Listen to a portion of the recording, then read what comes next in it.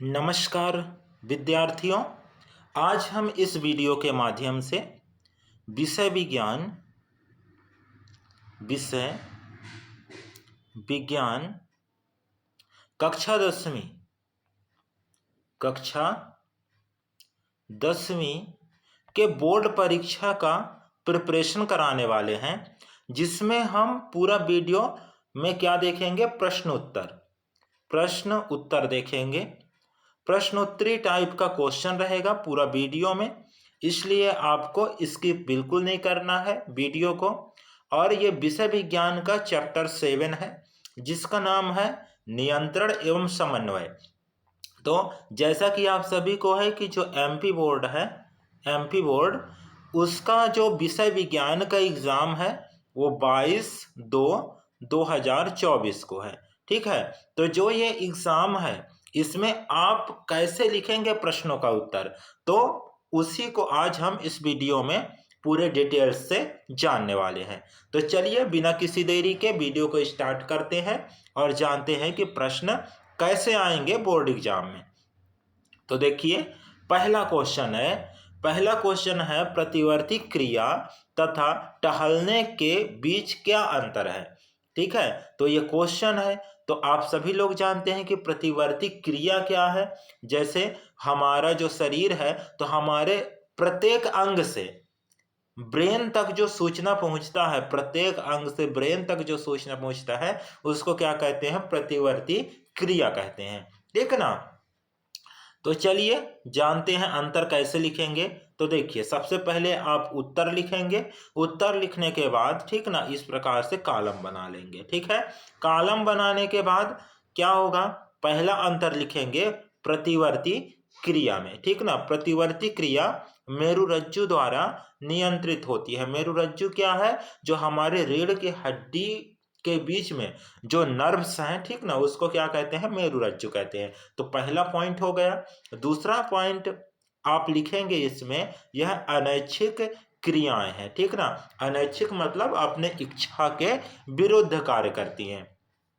और तीसरा लिखेंगे, यह क्रिया अत्यंत तेज अर्थात 1 सेकंड के सूक्ष्म अंश में ही पूर्ण हो जाती है। ठीक ना, जैसे आप देखेंगे भाई, जैसे हमको कांटा चुभता है चलते हुए, तो बहुत तेजी से पैर अपने आप हट जाता है। ठीक ना, इसके अलावा जैसे कि कोई भी चीज फटा, जैसे दिवाली में आप पटाखे फोड़ते हैं तो अचानक चौंक जाते हैं, तो ये भी क्या है, प्रतिवर्ती क्रिया है। और जैसे कि कोई भी चीज, जैसे गर्म वस्तु को जैसे आपका हाथ छूता है तो तुरंत हाथ बाहर की ओर हटता है। ठीक ना, गर्म वस्तु से दूर हटता है, तो ये भी क्या है, प्रतिवर्ती क्रिया है। तो ये प्रतिवर्ती क्रिया हो गया। अब टहलना में क्या है, तो आप सभी लोग जानते हैं कि जो टहलना है वो क्या है भी, ऐच्छिक प्रक्रिया है। ठीक ना, हम अपने इच्छा के अनुसार कहीं भी टहलने जाते हैं, वॉकिंग को जाते हैं। ठीक ना, तो देखिए इसका पहला पॉइंट क्या लिखेंगे, टहलना मस्तिष्क के भाग अनुमस्तिष्क द्वारा नियंत्रित होती है। दूसरा पॉइंट लिखेंगे, यह ऐच्छिक क्रियाएं है। तीसरा पॉइंट लिखेंगे, इस क्रिया में अधिक समय लगता है क्योंकि पहले मस्तिष्क विचार करता है तथा सूचना को तंत्रिका के माध्यम से पेशियों तक पहुंचाता है। तो ये आपका अंतर हो गया, इतना आप लिखेंगे। ठीक है, अगला क्वेश्चन देखिए। तो अगला क्वेश्चन है, दो तंत्रिका कोशिकाओं के मध्य अंतर्ग्रंथन में क्या होता है। ठीक ना, मतलब जो दो तंत्रिका तंत्र जब एक साथ इस प्रकार से मिलते हैं सिनेप्स के माध्यम से, ठीक ना, तो इसमें क्या होता है। ठीक है, तो उसको आपको लिखना है। तो देखिए इसका उत्तर क्या है, दो तंत्रिका कोशिकाओं के मध्य रिक्त स्थान होते हैं जिसे अंतर्ग्रंथन सिनेप्स कहते हैं। तंत्रिका कोशिका के ध्रुमाकृति पर उत्पन्न विद्युत आवेग तंत्रिकाक्ष में होता हुआ अंतिम सिरे तक पहुंचता है। एक्सान के अंत में विद्युत आवेग कुछ रसायनों का विमोचन करता है। यह रसायन रिक्त स्थान या सिनेप्स को पार करते हैं और अगली तंत्रिका कोशिका की ध्रुमिका में इसी तरह का विद्युत आवेग प्रारंभ करते हैं।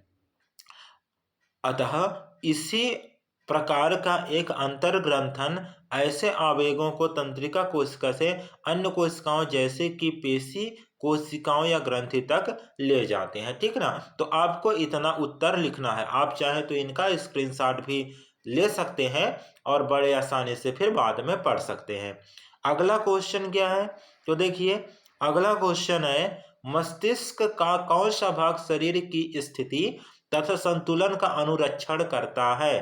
ठीक ना, तो देखिए इसका आंसर कैसे लिखेंगे, तो इसका आंसर लिखेंगे उत्तर अनुमस्तिष्क मतलब सेरिबेलम। ठीक ना, शरीर की स्थिति तथा संतुलन का अनुरक्षण करता है, यह मस्तिष्क के पश्च मस्तिष्क में होता है। ठीक ना, तो आप जानते हैं सभी लोग कि मस्तिष्क के 3 भाग होते हैं। ठीक ना, अग्र मस्तिष्क, अनुमस्तिष्क और पश्च मस्तिष्क। ठीक ना, तो ये 3 भाग होते हैं। तो इसके पश्च मस्तिष्क से क्या होता है, पीछे वाला मस्तिष्क से संतुलन का अनुरक्षण होता है। तो आप इतना आंसर लिखेंगे। अगला क्वेश्चन है हम अगरबत्ती की गंध का पता कैसे लगाते हैं। ठीक है, ये क्वेश्चन है, तो इसका उत्तर कैसे लिखेंगे, उत्तर लिखेंगे हमारे नाक में गंधी संवेदांग होते हैं। ठीक ना, मतलब ओलिफैक्टरी रिसेप्टर्स होते हैं। गंध के कारण रासायनिक क्रिया होती है जिससे विद्युत आवेग संवेदित तंत्रिका कोशिकाओं द्वारा अनुमस्तिष्क तक पहुंचता है, जिसमें विद्यमान सूंघने के लिए विशिष्टीकृत क्षेत्र अगरबत्ती की गंध पहचानने की क्रिया संपादित करती है।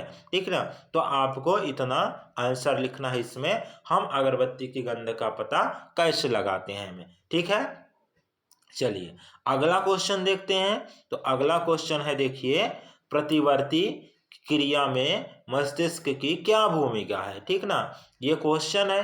तो देखिए प्रतिवर्ती क्रिया में मस्तिष्क की क्या भूमिका है, आप सभी को पता है। प्रतिवर्ती क्रिया क्या है, एक अनैच्छिक प्रक्रिया है जो हमारे इच्छा के विरुद्ध कार्य करती है। तो इसका उत्तर कैसे लिखेंगे, चलिए देखते हैं।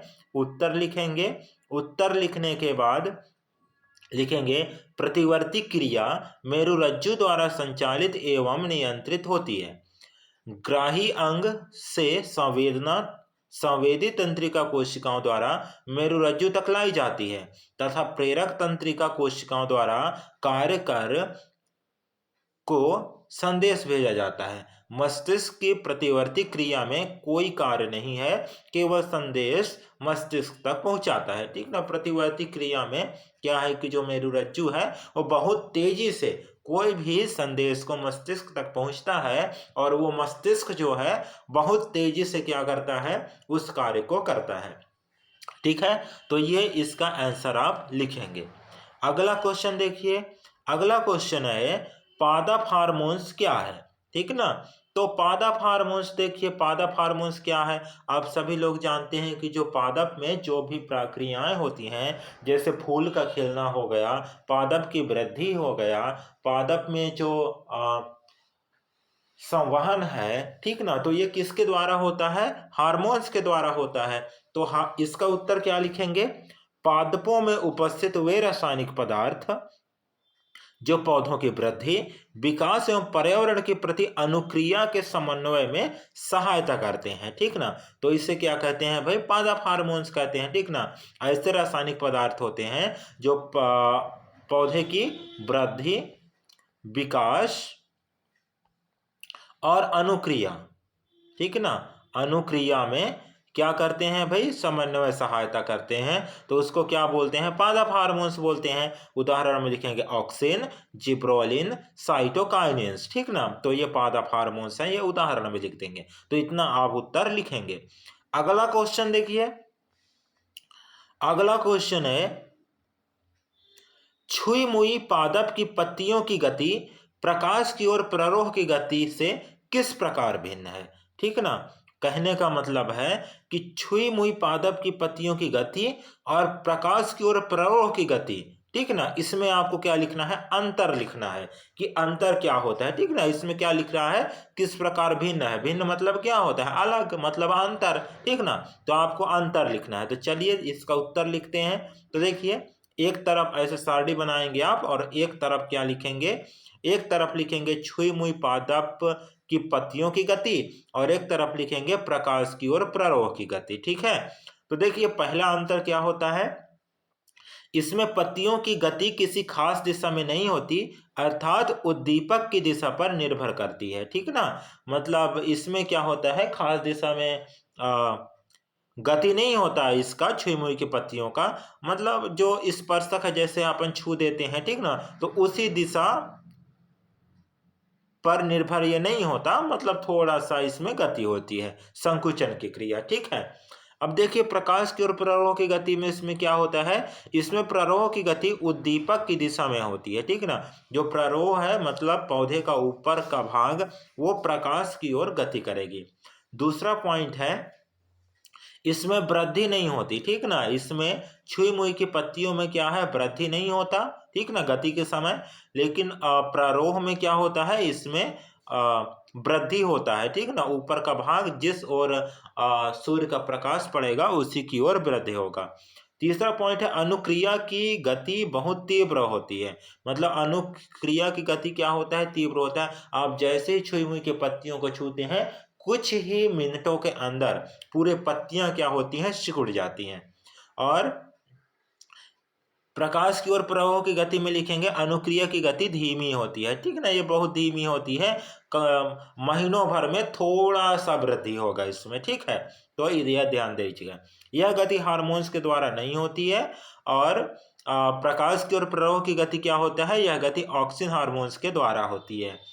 पांचवा पॉइंट है, यह जल की मात्रा में परिवर्तन के कारण होता है। और प्रकाश की ओर प्ररोह की गति में क्या लिखेंगे, यह प्ररोह के दोनों ओर असमान वृद्धि के कारण होता है। तो ये हो गया आपका छुई मुई पादप की पत्तियों की गति और प्रकाश की ओर प्ररोह की गति में अंतर। तो आपको इतना लिखना है। आप चाहें तो इसका स्क्रीनशॉट भी लिख सकते हैं और बाद में बड़े आराम से इसको पढ़ सकते हैं। तो चलिए अगला क्वेश्चन देखते हैं। अगला क्वेश्चन है, एक पादप हार्मोन का उदाहरण दीजिए जो वृद्धि को बढ़ाता है। मतलब उस हार्मोन्स का आपको नाम लिखना है जो पौधे में क्या करता है भाई, वृद्धि करता है। तो उत्तर देखिए, ऑक्सिन पादप हार्मोन है जो पौधे की वृद्धि करता है, ये आपका उत्तर हो जाएगा।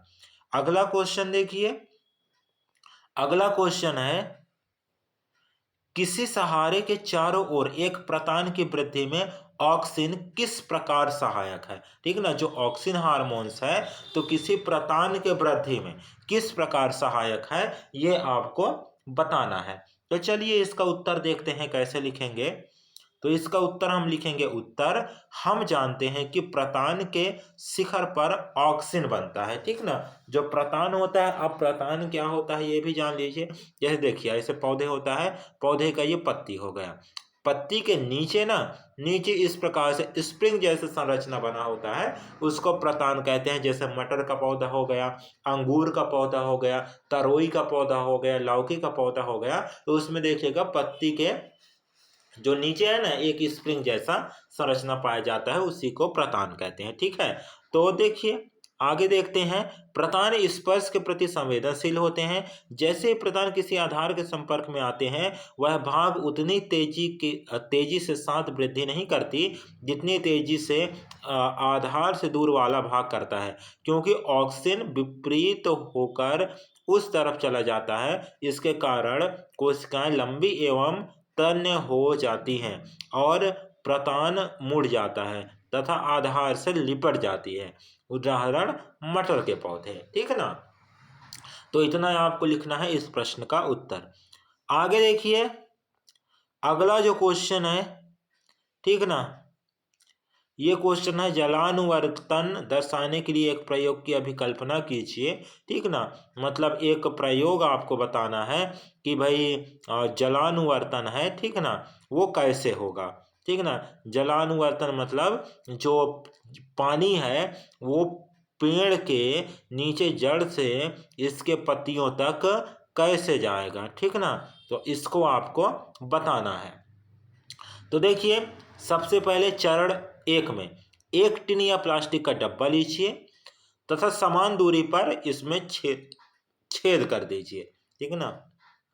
आपको एक प्लास्टिक या टिन का डब्बा लेना है और इसमें क्या कर देना है भाई, छेद कर देना है, ठीक है। छेद करने के बाद चरण दूसरा में इसके पेंदे में छेद कर दीजिए तथा आकृति में दर्शाए अनुसार तिरछा रखिए, ठीक ना। आकृति में दर्शाए अनुसार तिरछा रखना है। और देखिए यहाँ चित्र है, ये तिरछा आपको रखना है इस प्रकार से, ठीक ना। इस प्रकार से तिरछा रखना है और एक आधार लगा देना है, मतलब ईंट लगा देना है, ठीक ना। इतना करने के बाद क्या करना है आपको, चरण तीसरा। तो चरण तीसरा में क्या करना है, इसमें लकड़ी का बुरादा भर दीजिए, लकड़ी का बुरादा भर देना है। चरण चौथा में क्या करना है, 24 घंटे तक चने के बीज को पानी में भिगोकर निकाल दीजिए, ठीक ना। 24 घंटे तक आपको चने का बीज पानी में भिगोना है और उसको निकाल लेना है। चरण पांचवा में भीगे हुए चने को ऊपर से नीचे तक बुरादे के ऊपर समान दूरी पर रखिए तथा पानी का छिड़काव कीजिए, ठीक ना। पानी का छिड़काव करना है, ठीक ना। भीगे हुए चने को ऊपर से नीचे तक बुरादे के ऊपर समान दूरी पर रखना है। छठवां चरण है, अब बीजों के अंकुरित होने के बाद पानी केवल डिब्बे के निचले भाग में स्थित बुरादे में डालें, ठीक ना। स्थित बुरादे में डालना है, ठीक है, पानी को। चरण छठवां, इससे 2-3 दिनों तक छोड़ दीजिए। अब उस पानी को बुरादे में डालने के बाद क्या करना है, 2-3 दिन तक उसको छोड़ देना है, ठीक ना। अब इसका निष्कर्ष क्या निकलेगा, रिजल्ट क्या निकलेगा। अंकुरित बीजों की जड़ें गीली बुरादे की ओर मुड़ जाती हैं, जिसे जलानुवर्तन कहा जाता है। मतलब जो नीचे बुरादा रखा रहेगा ना, उसी की ओर जो जड़ें हैं वो मुड़ जाएंगे, ठीक ना। जैसा कि आप इस चित्र में देख रहे हैं, देखिए, ठीक है। नीचे की ओर क्या है भाई, नीचे की ओर बुरादा है, ठीक ना।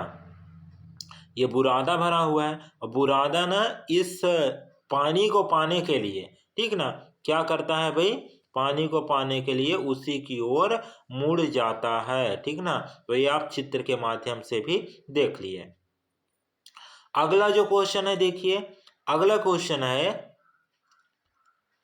जंतुओं में रासायनिक समन्वय कैसे होता है। मतलब जो जंतु हैं, जैसे एनिमल, जैसे इंसान ही है, तो इसमें रासायनिक समन्वय कैसे होगा। तो इसका उत्तर आप लिखेंगे, जंतुओं में रासायनिक समन्वय हार्मोन के द्वारा होता है।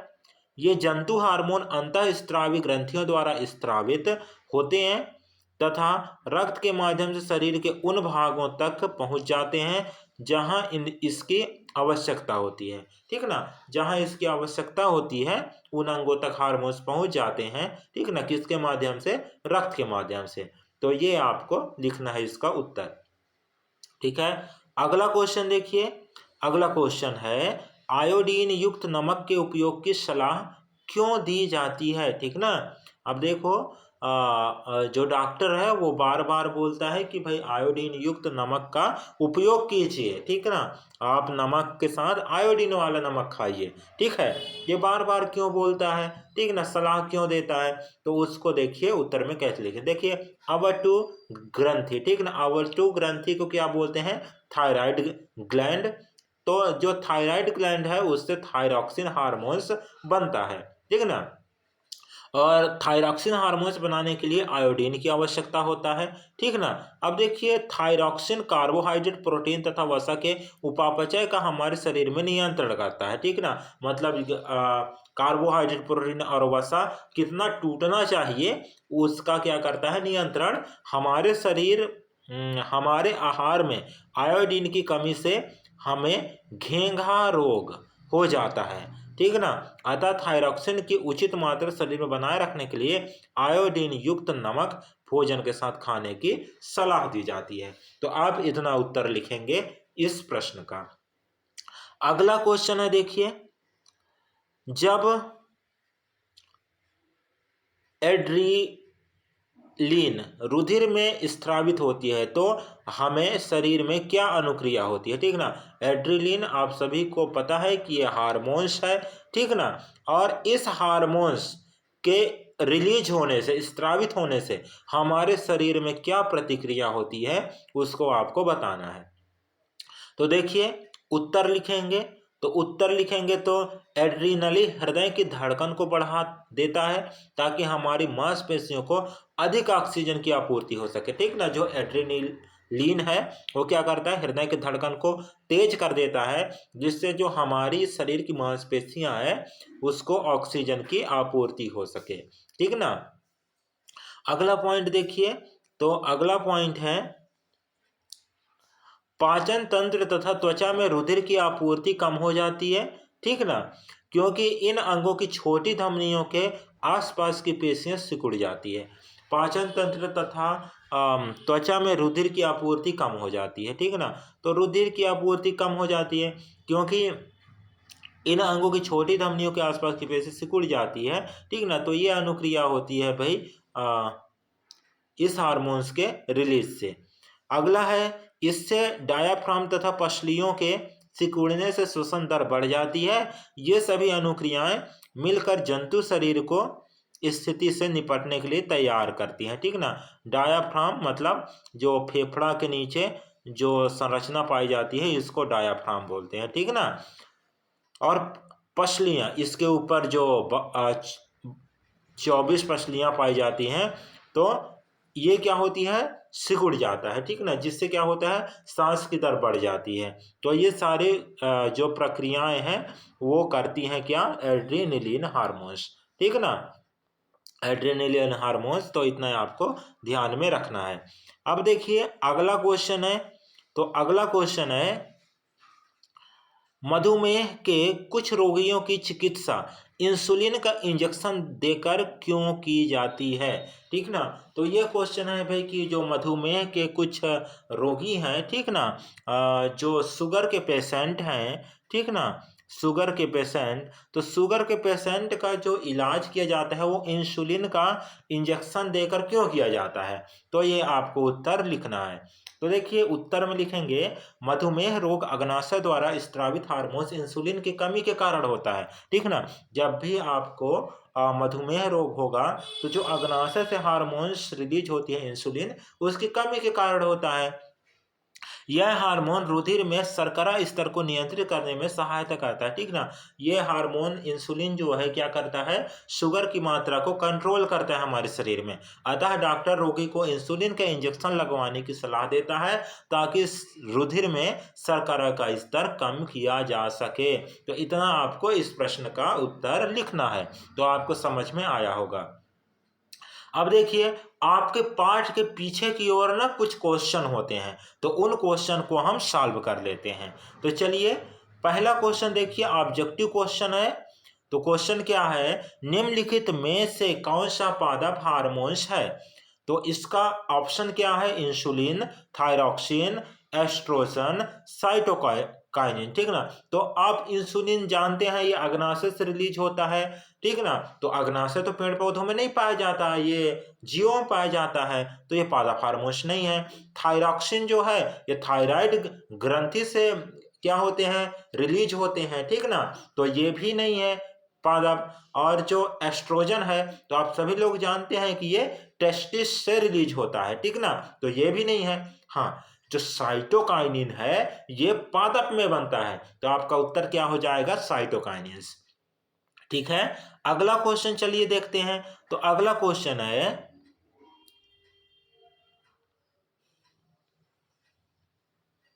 हाँ चलिए अगला क्वेश्चन, तो अगला क्वेश्चन है दो तंत्रिका कोशिका के मध्य खाली स्थान को क्या कहते हैं, ठीक ना। तो जो दो तंत्रिका कोशिका है उसमें क्या पाया जाता है, जहां जुड़ते हैं वहां यहाँ पूरा खाली स्थान पाया जाता है। तो इस खाली स्थान को क्या कहते हैं, तो अभी अभी हमने क्वेश्चन में देखा था क्या कहते हैं, सिनेप्स। तो आपका ऑप्शन बी ये क्या हो जाएगा, सही हो जाएगा। अगला क्वेश्चन देखिए, मस्तिष्क उत्तरदायी है। तो मस्तिष्क किसके लिए उत्तरदायी है भाई, सोचने के लिए, हृदय स्पंदन के लिए, शरीर का संतुलन बनाने के लिए, उपरोक्त सभी के लिए। तो सोचने का भी काम करता है जो ब्रेन है, हृदय का स्पंदन के लिए भी काम करता है, शरीर का संतुलन बनाने के लिए भी काम करता है। तो इसका सही उत्तर क्या हो जाएगा? उपरोक्त सभी। ठीक है। अब देखिए अगला क्वेश्चन है, तो अगला क्वेश्चन है हमारे शरीर में ग्राही का क्या कार्य है? ऐसी स्थिति पर विचार कीजिए जहां ग्राही उचित प्रकार से कार्य नहीं कर पा रहा हो, क्या समस्याएं उत्पन्न हो सकती है? मतलब हमारे शरीर में जो रिसेप्टर्स हैं, ठीक ना, जो सूचनाओं को ग्रहण करते हैं, संवेदनाओं को शरीर के अंदर तक ले जाते हैं, ठीक ना, उसका क्या कार्य है? ऐसी स्थिति पर विचार कीजिए जहां ग्राही उचित प्रकार से कार्य नहीं कर रहा हो, ठीक ना। उस समय विचार कीजिए कि जिस समय आपका जो ज्ञानेंद्रिय है अच्छे से काम नहीं कर रहा है, तो क्या समस्या होगा आपके शरीर में, ठीक है ना। तो ये आपको बताना है। तो इसका उत्तर कैसे लिखेंगे आप? इसका उत्तर लिखेंगे, ग्राही हमारी ज्ञानेंद्रियों में स्थित एक खास कोशिकाएं होती हैं जो वातावरण से सभी सूचनाएं ढूंढ निकालती हैं और उन्हें केंद्रीय तंत्रिका तंत्र, मेरुरज्जु तथा मस्तिष्क में पहुंचाती हैं। मस्तिष्क के भाग अग्र मस्तिष्क में विभिन्न ग्राही से संवेदी आवेग प्राप्त करने के लिए क्षेत्र होते हैं। इसके अलग अलग क्षेत्र सुनने, सूंघने, देखने आदि के लिए विशिष्टीकृत होते हैं। यदि कोई ग्राही उचित प्रकार कार्य नहीं करेगी तो उस ग्राही द्वारा एकत्र की गई सूचना मस्तिष्क तक नहीं पहुंचेगी, ठीक ना। उदाहरण क्या देंगे? उदाहरण देखिए, यदि रेटिना की कोशिका अच्छी तरह कार्य नहीं करेगी तो हम देख नहीं पाएंगे तथा अंधे भी हो सकते हैं, ठीक ना। तो ये प्रभाव पड़ेगा। जिह्वा द्वारा मीठा, नमकीन आदि स्वाद का पता लगाना असंभव हो पाएगा, ठीक ना। जैसे आप चटपटा खाते रहते हैं ना, तो उससे क्या होगा कि आपको पता ही नहीं चलेगा भाई कि आप जो खा रहे हैं उसका स्वाद क्या है, ठीक है। तो ये आपको उत्तर लिखना है। अगला क्वेश्चन देखिए, अगला क्वेश्चन है तंत्रिका तंत्र कोशिका न्यूरॉन की संरचना बनाइए तथा इसके कार्यों का वर्णन कीजिए। आपको तंत्रिका कोशिका का चित्र भी बनाना है और इसके कार्य का वर्णन भी करना है, ठीक ना। तो देखिए आपको चित्र कैसे बनाना है। तो ये आपका आ गया चित्र, ठीक ना। बहुत ही सरल है, बहुत ही आसानी से आप बना लेंगे, ठीक ना। तो देखिए ये चित्र है तंत्रिका कोशिका का, ठीक है। और इस प्रकार से चित्र होता है और इसका जो ये वाला भाग होता है उसको बोलते हैं तंत्रिका काय, ठीक ना। बीच में जो गोला होता है उसको बोलते हैं केंद्रक, और जो ये हिरण के सींग जैसे जो संरचना निकला हुआ है ना ऐसे, तो इसको क्या बोलते हैं? द्रुमिका बोलते हैं, ठीक ना। और इसमें कुछ इस प्रकार से सेल के जैसे पाए जाते हैं संरचना, पूंछ के जैसे, तो इसको क्या बोलते हैं? तंत्रिकाक्ष बोलते हैं, ठीक है ना। और जो ये लास्ट में जो संरचना पाए जाते हैं ना, इसको क्या बोलते हैं? तंत्रिका का अंतिम सिरा, ठीक ना। तो ये 5 नाम आपको याद रखना है तंत्रिका कोशिका में, ठीक ना। अब इसका कार्य क्या लिखेंगे भाई? तो देखिए कार्य देख लीजिए तंत्रिका कोशिका का। तो पहला कार्य है सूचना या उद्दीपन एक तंत्रिका कोशिका के द्रुमिका के सिरे द्वारा प्राप्त की जाती है। दूसरा कार्य है रासायनिक क्रिया द्वारा विद्युत आवेग पैदा होती है जो कोशिकाएं तक जाता है तथा तंत्रिकाक्ष में होता हुआ इसके अंतिम सिरे तक पहुंचता है। अगला क्वेश्चन है एक्सान के अंत में विद्युत आवेग कुछ रसायनों का विमोचन करता है। ये रसायन रिक्त स्थान या सिनेप्स को पार करते हैं और अगली तंत्रिका कोशिका की द्रुमिका में इसी तरह का विद्युत आवेग प्रारंभ करते हैं। चौथा पॉइंट है इसी तरह का एक सिनेप्स अंततः ऐसे आवेगों को तंत्रिका कोशिका से अन्य कोशिकाओं जैसे कि पेशी कोशिकाओं या ग्रंथि तक ले जाते हैं। अतः न्यूरॉन एक संगठित जाल का बना होता है जो सूचनाओं को विद्युत आवेग के द्वारा शरीर के एक भाग से दूसरे भाग तक संवहन करता है, ठीक है। पांचवा पॉइंट है उदाहरण के लिए ग्राही संवेदी तंत्रिका कोशिका सूचना ग्रहण केंद्रीय तंत्रिका तंत्र तक पहुंचाते हैं तथा यह आवेग को वापस प्रेरक तंत्रिका कोशिका द्वारा पेशी कोशिकाओं या कार्यकर तक पहुंचाती है। ठीक ना, तो ये आपको 5 कार्य लिखना है तंत्रिका कोशिका के, तो आपको समझ में आया होगा। अगला क्वेश्चन देखिए, अगला क्वेश्चन है पादप में प्रकाशानुवर्तन किस प्रकार होता है। प्रकाशानुवर्तन मतलब जैसे एक पौधा है तो उसमें जो पौधा है वो प्रकाश की ओर किस प्रकार से गति करती है, तो इसको आपको बताना है। तो उत्तर देखिए क्या लिखना है, पादपों में प्ररोह प्रकाश की ओर मुड़कर तथा जड़ इससे दूर मुड़कर अनुक्रिया करती है, जिससे प्रकाशानुवर्तन कहते हैं। प्रकाश जब प्रकाश की वृद्धि वाले भाग पर पड़ता है तो वृद्धि हार्मोन्स ऑक्सिन छाया वाले भाग में अधिक मात्रा में एकत्र होकर उसे प्रकाश की ओर आने की दिशा में मोड़ देता है। अर्थात पौधे का तने वाला भाग तथा पत्तियां प्रकाश की ओर मुड़ जाती हैं। इससे पत्तियों का प्रकाश संश्लेषण क्रिया के लिए अधिक से अधिक प्रकाश मिलने लगता है। तो आपको इतना उत्तर लिखना है इस प्रश्न का। अब देखिए अगला प्रश्न क्या है, तो अगला प्रश्न है कि जो मेरु रज्जु है, ठीक है ना, मेरु रज्जु आघात से किन संकेतों के आने में व्यवधान होगा। ठीक ना, तो मेरु रज्जु जैसे कोई भी चोट लगता है तो वो कौन सा संकेत है जिसमें वो समस्या उत्पन्न करता है, व्यवधान होता है। ठीक ना, तो इसका उत्तर देखिए, उत्तर क्या लिखेंगे, मेरु रज्जु आघात से निम्न क्रियाओं में व्यवधान होगा। ठीक ना, तो कौन सी प्रक्रिया है भाई, तो पहला हम जानते हैं कि प्रतिवर्ती क्रिया मेरुरज्जु के द्वारा नियंत्रित होती है, अतः प्रतिवर्ती क्रिया नहीं होगी। ज्ञानेंद्रियों से आने वाली सूचना मस्तिष्क तक नहीं पहुंचेगी। मस्तिष्क से सूचना शरीर के विभिन्न कार्यकर अंगों तक नहीं पहुंचेगी। ये 3 पॉइंट लिखेंगे मेरुरज्जु आघात से जो व्यवधान उत्पन्न होगा। ठीक है ना, तो अगला प्रश्न देखिए, अगला प्रश्न है पादपों में रासायनिक समन्वय किस प्रकार होता है। ठीक ना, जो पादप है तो उसमें रासायनिक समन्वय मतलब पादप के प्रत्येक भाग तक जो रसायन है किस प्रकार से पहुंचते हैं। तो देखिए इसका उत्तर कैसे लिखेंगे, उत्तर पादपों में रासायनिक समन्वय पादप हार्मोन द्वारा होता है।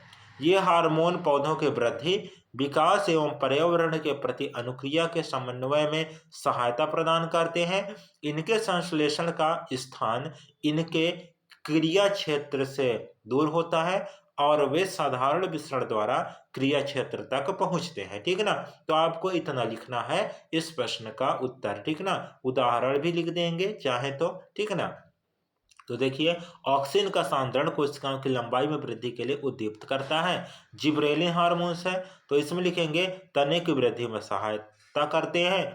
तीसरा हार्मोन्स है साइटोकाइनिन्स, तो इसमें लिखेंगे ये कोशिका विभाजन को प्रेरित करता है। और चौथा लिखेंगे एब्सिसिक अम्ल।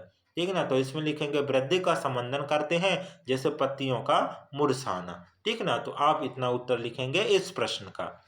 अगला क्वेश्चन है देखिए, तो अगला क्वेश्चन है एक जीव में नियंत्रण एवं समन्वय के तंत्र की क्या आवश्यकता है।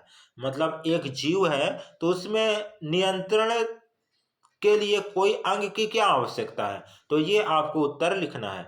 उत्तर क्या लिखेंगे, सजीवों में अनेक अंग तंत्र पाए जाते हैं जो एक खास कार्य करते हैं।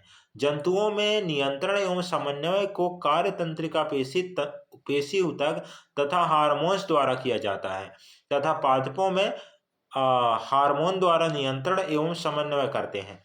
यदि जीवों में समन्वय तंत्र नहीं होगा तो सभी अंग एवं कोशिकाएं स्वतंत्र रूप से कार्य करेंगी तथा हमें इच्छित परिणाम नहीं मिलेंगे। ठीक ना, तो आपको इतना उत्तर लिखना है इस प्रश्न का। ठीक है, तो चलिए अगला क्वेश्चन देखते हैं।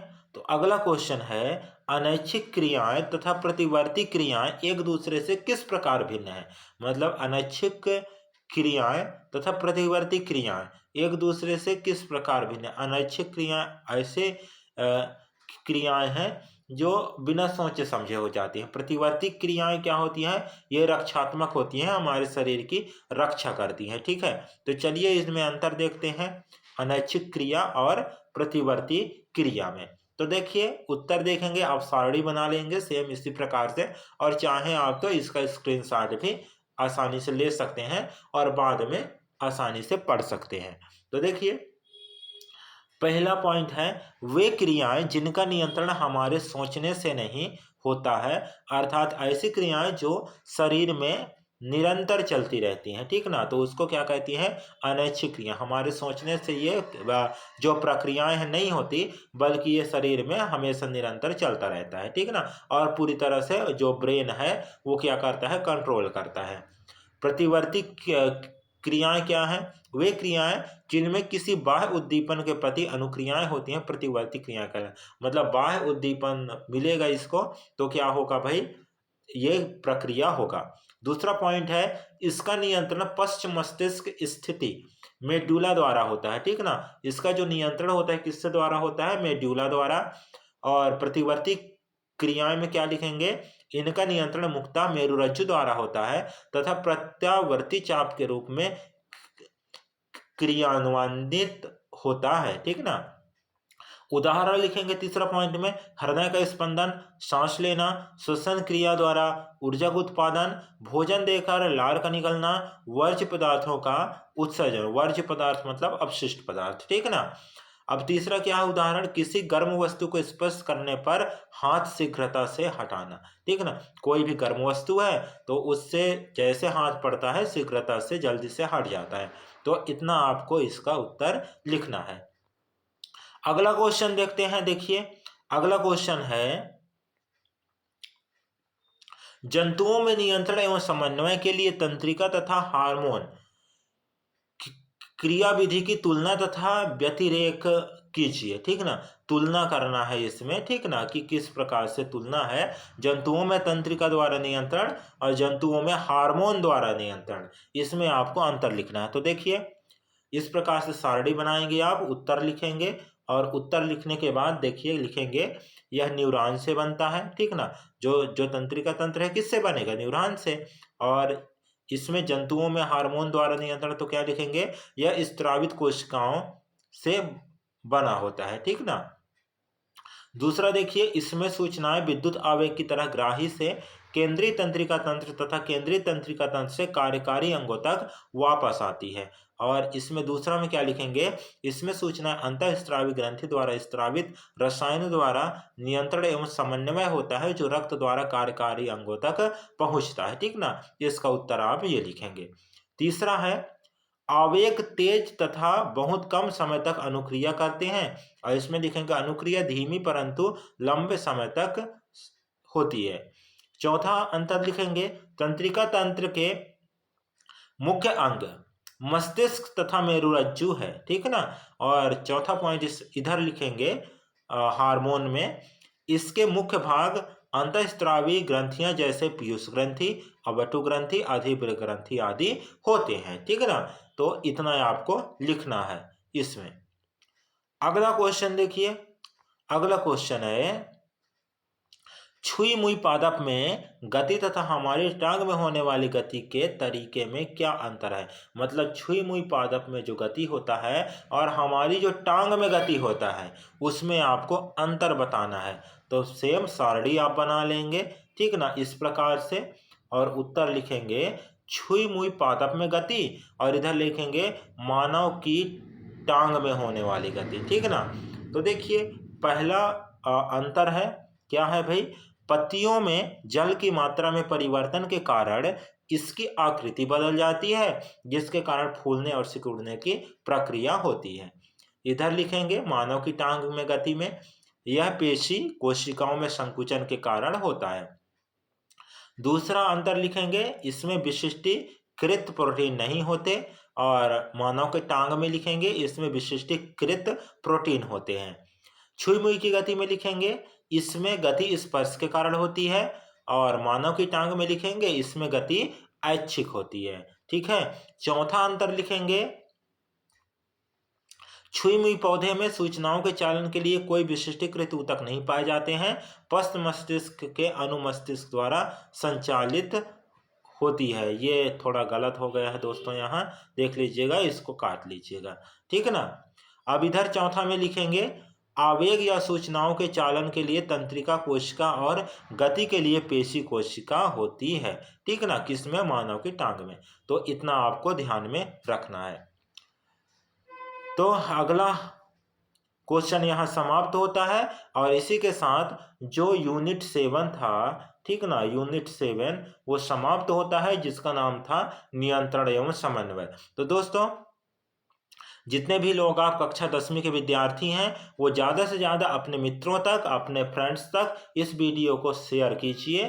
ठीक ना, शेयर कीजिए और इस चैनल को सब्सक्राइब कीजिए, सब्सक्राइब कर लीजिए। जिससे क्या होगा, और सब्सक्राइब करके बगल में आ रहे घंटी के बटन को क्या करना है?